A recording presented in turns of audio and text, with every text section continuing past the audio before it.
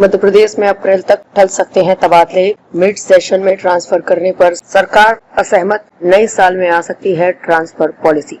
प्रदेश में कर्मचारियों के ट्रांसफर पर इस साल प्रतिबंध नहीं हटेंगे। इसकी वजह यह है कि सरकार ट्रांसफर पर प्रतिबंध खत्म कर मिड सेशन में अव्यवस्था से बचना चाहती है। यदि ट्रांसफर से प्रतिबंध हटा दिया तो इसका सीधा असर कर्मचारियों के साथ ही उनके बच्चों पर पड़ेगा। इसलिए अब अगले साल मार्च या अप्रैल में ही ट्रांसफर पर से बैन हटने की संभावना है। मोहन कैबिनेट के मंत्रियों ने ये भी संकेत दिए हैं। अब ट्रांसफर न होने का सबसे बड़ा कारण स्कूल शिक्षा के प्रभावित होने को बताया जा रहा है। बहुत जरूरी हुआ सीएम समन्वय से ट्रांसफर किए जाते रहेंगे। लोकसभा चुनाव के बाद से ही प्रदेश के कर्मचारी ट्रांसफर से प्रतिबंध हटाने की मांग कर रहे हैं। इसको लेकर कई बार मंत्रियों ने भी कैबिनेट बैठक और अन्य मौकों पर सीएम से प्रतिबंधित शिथिल करने की मांग रखी, लेकिन मुख्यमंत्री डॉक्टर मोहन यादव इसे टालते जा रहे हैं। सितंबर में कैबिनेट की अनौपचारिक बैठक में इस पर काफी देर तक चर्चा भी हुई थी। तब सीएम ने अक्टूबर के दूसरे सप्ताह में प्रतिबंध हटाने का आश्वासन देकर बात टाल दी थी। अक्टूबर में हुई कैबिनेट बैठकों में इस पर चर्चा नहीं हुई है, इसलिए अब इसका टलना तय माना जा रहा है। शुक्रवार को मोहन कैबिनेट के एक मंत्री ने तबादले टलने के संकेत देते हुए कहा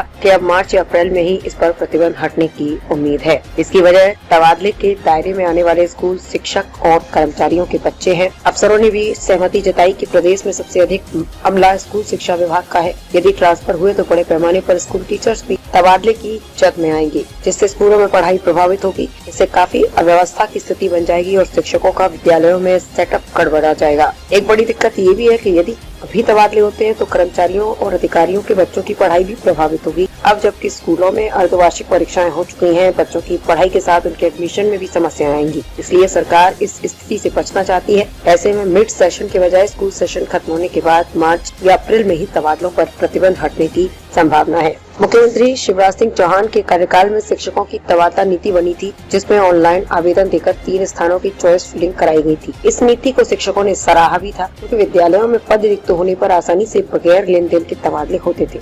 इसमें ये भी विशेष था कि तबादले स्कूल बंद होने के बाद ही किए जाते थे, जिससे पढ़ाई प्रभावित नहीं होती थी।